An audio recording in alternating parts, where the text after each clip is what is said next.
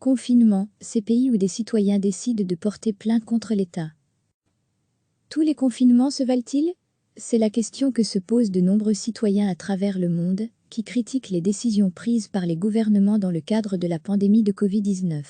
Si certains choisissent de manifester leur colère dans la rue, d'autres vont plus loin, attaquer en justice l'État pour non-respect de la Convention des droits humains. C'est le cas en Belgique, où une quarantaine de citoyens considèrent que les mesures prises par le Conseil national de sécurité sont simplement calquées sur la Chine. Selon eux, les mesures de confinement pour lutter contre le coronavirus sont trop restrictives et trop attentatoires aux libertés individuelles. Mais la Belgique n'est pas le seul pays qui a vu des habitants porter l'affaire du confinement en justice. Dans d'autres pays, les mesures anti-Covid-19 ont suscité la colère. Dans le pays du libéralisme, les mesures de confinement sont très mal passées. Manifestations en voiture, soutenues par Donald Trump lui-même, irruptions avec armes dans les bâtiments administratifs et plus de 1300 plaintes à l'État et au fédéral, rapporte le site USA Today. Parmi celles-ci, 240 traitent directement des droits civiques. Dans le Michigan, un État où les anti-confinements sont particulièrement nombreux, 120 salles de sport indépendantes ont déposé une plainte contre le gouverneur et le responsable de la santé de l'État vendredi. Le fait que le gouverneur puisse empiéter sur les droits constitutionnels est quelque chose qui doit être strictement encadré, et continuer à fermer complètement les salles de sport, c'est tout le contraire, estime l'avocat de ces entreprises, repris par le site Mulive. Chez les Britanniques, c'est surtout un milliardaire qui a fait parler de lui, Simon Logan, patron de Jota Aviation, une entreprise qui a notamment livré du matériel médical au personnel de santé, a décidé de poursuivre en justice le responsable de la santé du gouvernement. Il considère en effet que les mesures de confinement sont à la fois illégales et disproportionnées. Pire, il estime qu'elles portent préjudice, non seulement à l'économie, mais aussi à la santé des citoyens. Le confinement nous enjoint à arrêter de vivre pour ne pas mourir, dit-il, repris par le Guardian. À lire aussi, coronavirus au Royaume-Uni, malgré la polémique, Boris Johnson maintient son conseiller spécial, le businessman se base sur les chiffres des violences familiales et des tentatives de suicide, en hausse, ainsi que sur les risques de non-traitement des cancers, qui pourraient, selon une étude de l'University College de Londres, amener à 18 000 décès par cancer supplémentaires. Chez nos voisins, près de 80 plaintes ont été déposées à l'encontre du gouvernement, mais très peu d'entre elles concernent les mesures de confinement, relativement peu discutées dans le pays. Les plaignants accusent en revanche les autorités d'avoir mal géré la crise sanitaire. Localement, la Ligue des droits de l'homme a toutefois porté plainte contre la municipalité de la ville de Sceaux, près de Paris. Elle estime que l'arrêté rendant le masque obligatoire en rue affecte gravement les droits et libertés de la population. Les pouvoirs de police générale des collectivités territoriales ne permettent pas à l'autorité municipale de prendre des mesures plus restrictives que celles édictées dans le cadre de l'état d'urgence, a-t-elle déclaré. Mi-mai, au moins 2 groupes de défense juridique étudiaient la possibilité de porter plainte pour forcer des gouvernements provinciaux à revenir sur les mesures de confinement. C'est notamment le cas au Nouveau-Brunswick, Est, concernant l'interdiction de voyager, et dans l'Alberta, Centre, où les autorités ont autorisé la transmission de données médicales à la police.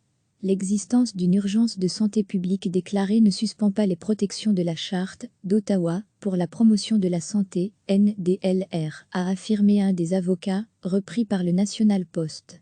Selon les plaignants, les contrôles aux frontières des provinces sont anticonstitutionnels, car ils relèvent de la juridiction fédérale et non provinciale. Ils espèrent donc que le fédéral pourra jouer en leur faveur face aux gouvernements locaux. 2 hommes ont porté plainte contre le gouvernement de la première ministre Jacinda Ardern.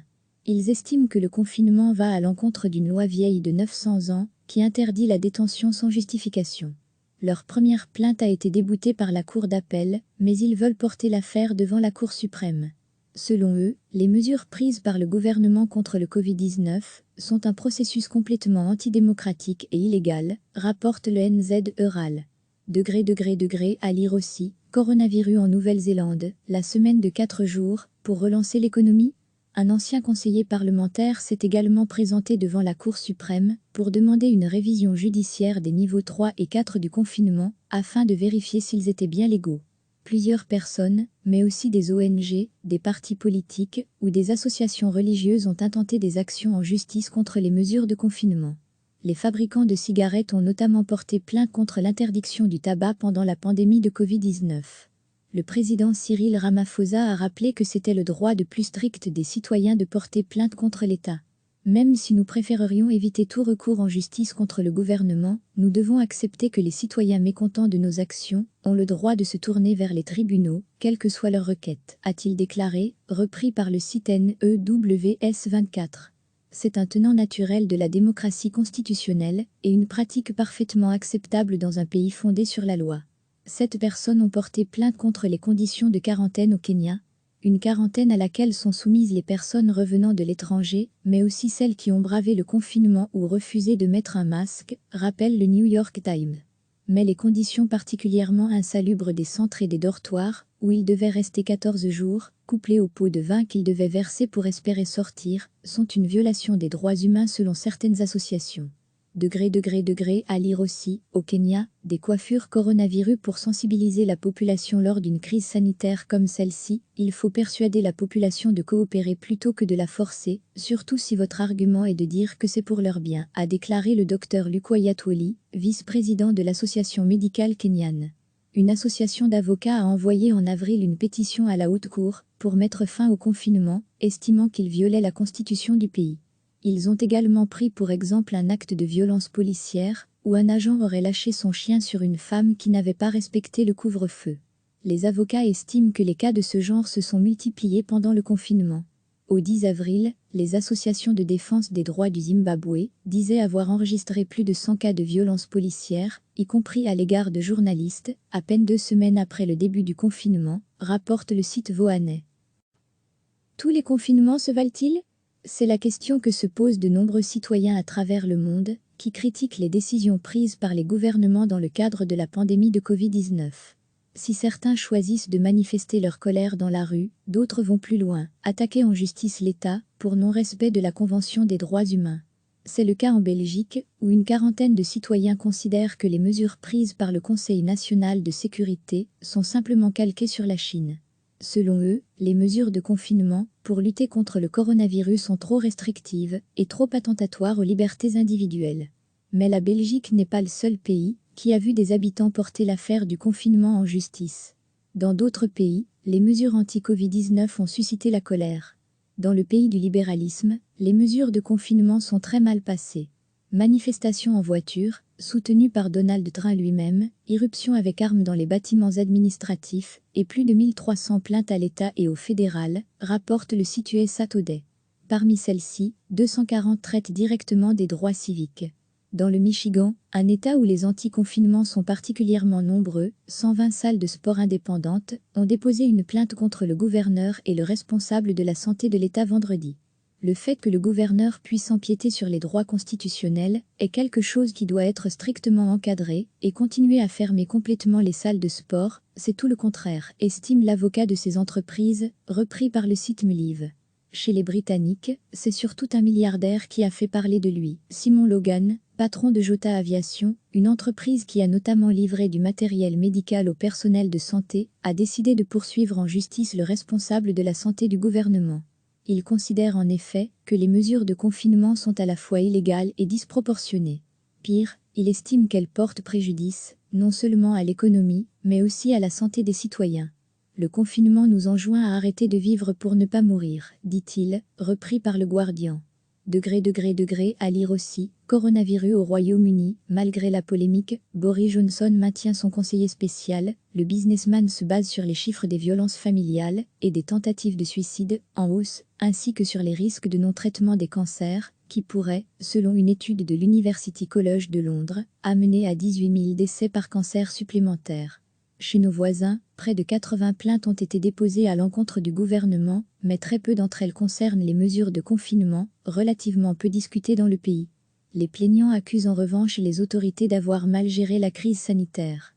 Localement, la Ligue des droits de l'homme a toutefois porté plainte contre la municipalité de la ville de Sceaux, près de Paris. Elle estime que l'arrêté rendant le masque obligatoire en rue affecte gravement les droits et libertés de la population. Les pouvoirs de police générale des collectivités territoriales ne permettent pas à l'autorité municipale de prendre des mesures plus restrictives que celles édictées dans le cadre de l'état d'urgence, a-t-elle déclaré. Mi-mai, au moins 2 groupes de défense juridique étudiaient la possibilité de porter plainte pour forcer des gouvernements provinciaux à revenir sur les mesures de confinement. C'est notamment le cas au Nouveau-Brunswick, Est, concernant l'interdiction de voyager, et dans l'Alberta, Centre, où les autorités ont autorisé la transmission de données médicales à la police. L'existence d'une urgence de santé publique déclarée ne suspend pas les protections de la Charte d'Ottawa pour la promotion de la santé, NDLR, a affirmé un des avocats, repris par le National Post. Selon les plaignants, les contrôles aux frontières des provinces sont anticonstitutionnels, car ils relèvent de la juridiction fédérale et non provinciale. Ils espèrent donc que le fédéral pourra jouer en leur faveur face aux gouvernements locaux. 2 hommes ont porté plainte contre le gouvernement de la première ministre Jacinda Ardern. Ils estiment que le confinement va à l'encontre d'une loi vieille de 900 ans qui interdit la détention sans justification. Leur première plainte a été déboutée par la Cour d'appel, mais ils veulent porter l'affaire devant la Cour suprême. Selon eux, les mesures prises par le gouvernement contre le Covid-19 sont un processus complètement antidémocratique et illégal, rapporte le NZ Herald. À lire aussi, coronavirus en Nouvelle-Zélande, la semaine de 4 jours, pour relancer l'économie. Un ancien conseiller parlementaire s'est également présenté devant la Cour suprême pour demander une révision judiciaire des niveaux 3 et 4 du confinement, afin de vérifier s'ils étaient bien légaux. Plusieurs personnes, mais aussi des ONG, des partis politiques ou des associations religieuses ont intenté des actions en justice contre les mesures de confinement. Les fabricants de cigarettes ont notamment porté plainte contre l'interdiction du tabac pendant la pandémie de Covid-19. Le président Cyril Ramaphosa a rappelé que c'était le droit le plus strict des citoyens de porter plainte contre l'État. Même si nous préférerions éviter tout recours en justice contre le gouvernement, nous devons accepter que les citoyens mécontents de nos actions ont le droit de se tourner vers les tribunaux, quelle que soit leur requête, a-t-il déclaré, repris par le site NEWS24. C'est un tenant naturel de la démocratie constitutionnelle et une pratique parfaitement acceptable dans un pays fondé sur la loi.